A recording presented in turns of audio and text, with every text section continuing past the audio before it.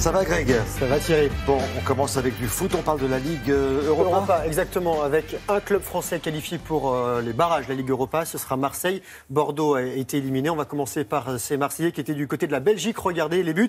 L'OM ici en blanc, vainqueur 4-2 à domicile, s'est contenté d'un 0-0 hier soir sur la pelouse d'Ostende. L'Olympique de Marseille qui aurait pu s'imposer si Ocampos et Lopez n'avaient pas trouvé le poteau. Et ils ont quand même pu, ces Marseillais, compter sur les bons réflexes de leur gardien Mandanda. Marseille connaîtra son adversaire en début d'après-midi pour les barrages. En revanche, Bordeaux est éliminé. Les Girondins, maillot blanc, s'inclinent 1-0 en Hongrie, battu par Vidéoton. But de Stopira, les Hongrois qui se qualifient à la faveur de la règle des buts marqués à l'extérieur. Ils en avaient marqué un. Ils avaient été battus à l'aller par Bordeaux 2-1.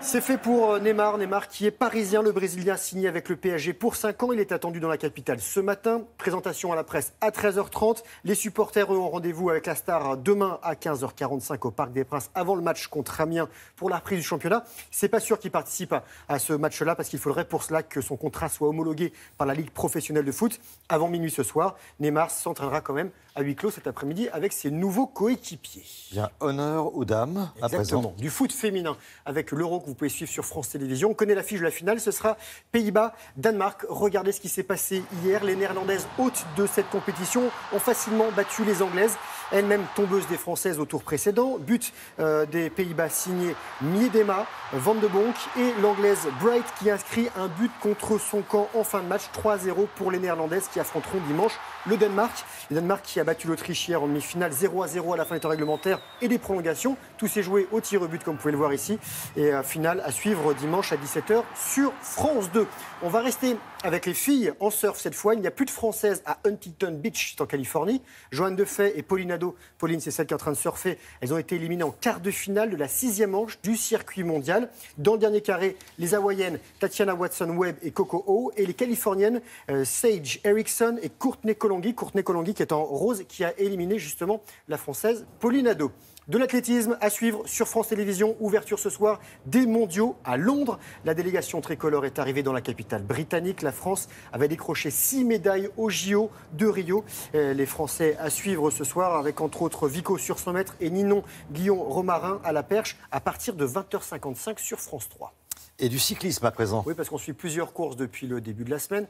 En Pologne et en Espagne, on va commencer par la course Tour de Burgos, au nord de la péninsule ibérique. 3e étape, dure journée de 173 km, arrivé au sommet du Picon Blanco. Victoire du Basque Mikel Landa. Il avait déjà remporté la première étape.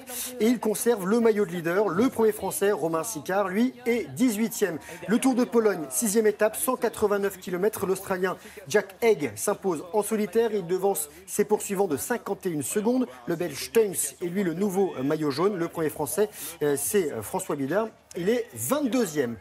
Le boxeur Vladimir Klitschko à droite raccroche les gants. L'Ukrainien de 41 ans a annoncé hier qu'il ne remonterait pas sur le ring. Champion du monde des poids lourds de 2000 à 2003 et de 2006 à 2015, Klitschko achève sa carrière avec un bilan de 64 victoires pour seulement 5 défaites.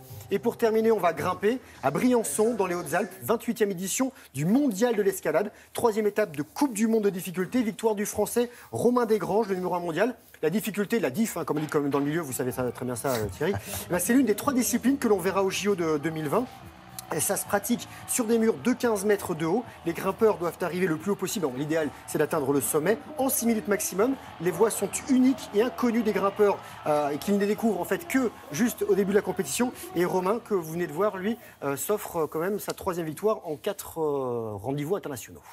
Et vous, qu'est-ce que vous nous offrez demain samedi? Du wave ski, du surf assis. D'accord. Ouais, et je reviens tout à l'heure, on va faire du parapente accro. Ouais. J'ai hâte de voir tout ça, ça va être formidable. Merci Grégoire.